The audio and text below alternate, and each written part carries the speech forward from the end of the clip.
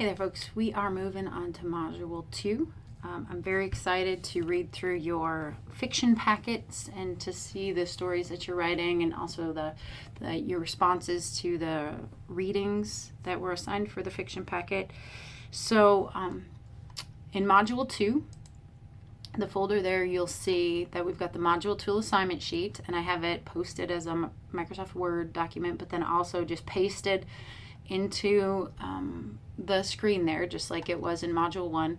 You'll see the nonfiction packet assignment as well, just like the fiction packet. We're going to do a nonfiction packet and then a poetry packet later, so there's the information for that.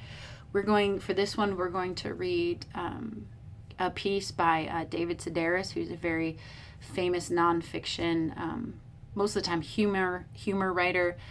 We're going to read Roxane Gay and Brent Staples and a bunch of great authors that are going to tell us true stories.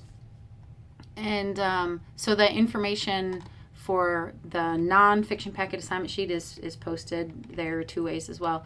Below that, you'll see I've included prompts for nonfiction, and this isn't something that I did necessarily for fiction, although I do post those like image prompts every week or so.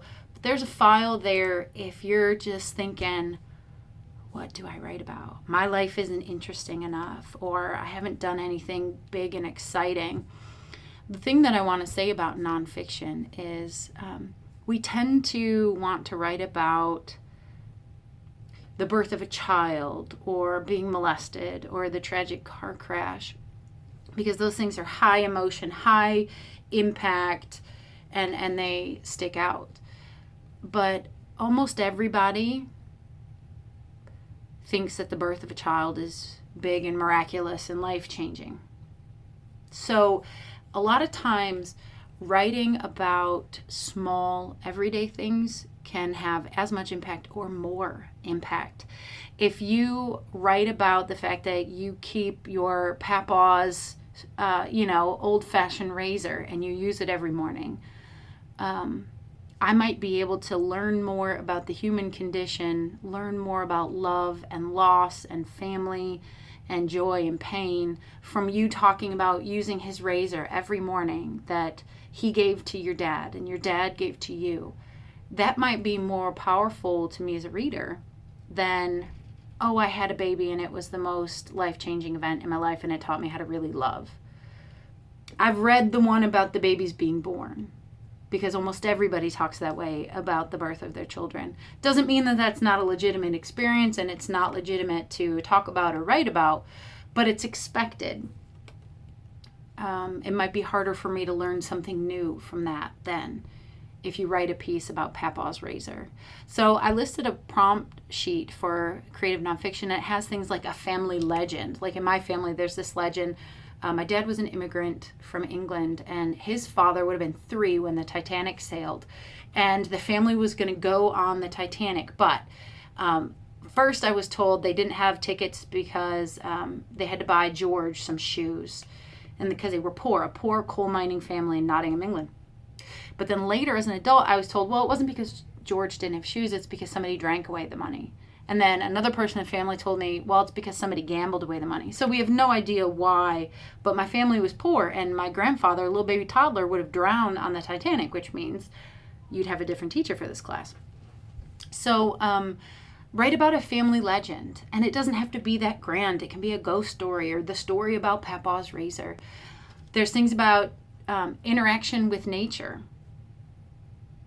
There's lots of things you can write about there. It doesn't have to be the time you wrestled a bear. It can be about battling the flea infestation in the carpet on your porch.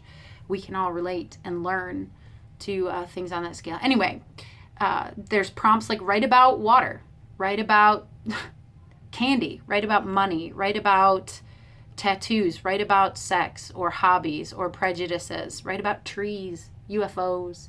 So there's that list there if you're kind of stuck. You don't have to have been a big grand adventurer jumping off the Eiffel Tower to have really amazing things that you can write about. So there's that. Also in the Module 2 folder, you will see that I've posted the nonfiction packet readings. I had to post them in 2 parts because the one was a PDF, so there's 2 there. That's for your packet. Some of the things we're going to focus on here is the idea of, well, truth or fact. This is something that comes up a lot in discussions of creative nonfiction. Well, isn't the same thing? Well, not necessarily. So maybe I'm writing about, the time my family got in a fist fight at Applebee's. And it's really important that these 4 people were there. My cousin was also there, but she's not important to what I want to say about my family getting in a fist fight at Applebee's. So I may omit her at all. It's not factual to say that she wasn't at the table, but it's true.